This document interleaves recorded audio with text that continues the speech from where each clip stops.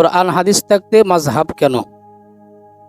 আজকাল অনেক মুসলমান কোরআন হাদিস মানার চটকদারের স্লোগানের অন্তরালে নিজেদের ঈমান আমল বরবাদ করে চলছে অবলীলায়।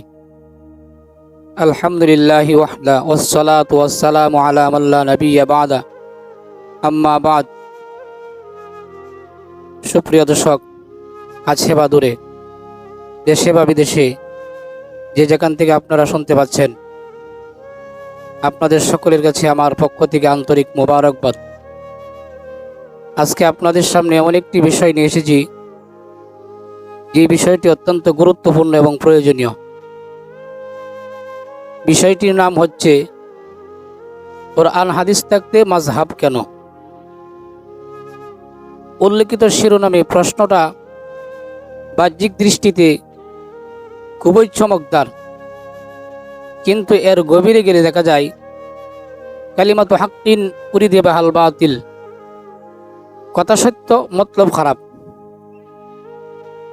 যে কারণে এর গভীরে না গিয়ে শুধু বাহ্যিক চমকের টানে আজকাল অনেক মুসলমান কোরআন হাদিস মানার চটকদারের স্লোগানের অন্তরালে নিজেদের ঈমান আমল বরবাদ করে চলছে অবলীলায়। তাই এই চটকদারের স্লোগানের অন্তরালে কি আছে তা সর্বস্তরের মুসলমানদের সামনে উন্মোচিত হওয়া দরকার।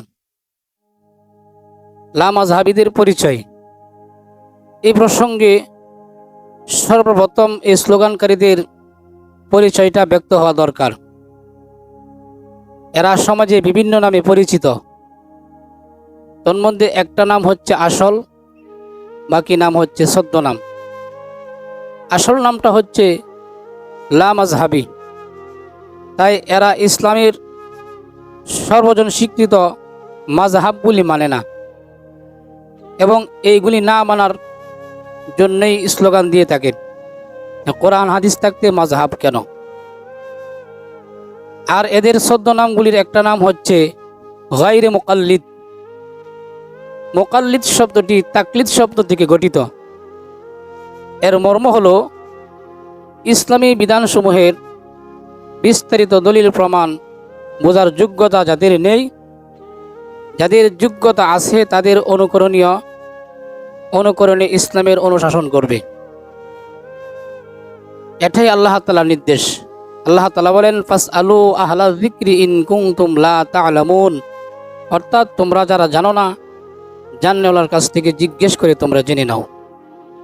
আল্লাহ তাআলা আমাদের সকলকে কথাগুলি বোঝার আমল করার তৌফিক দান করুন, আমিন।